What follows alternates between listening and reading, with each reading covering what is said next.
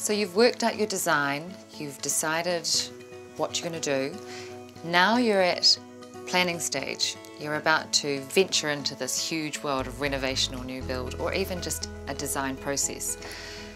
There's key things that you need to remember before you go into this or even consider.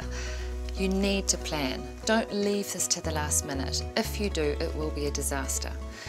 You need to make sure that you allow time so that you can fully understand and sort out the issues that might crop up when you're in build or renovation mode.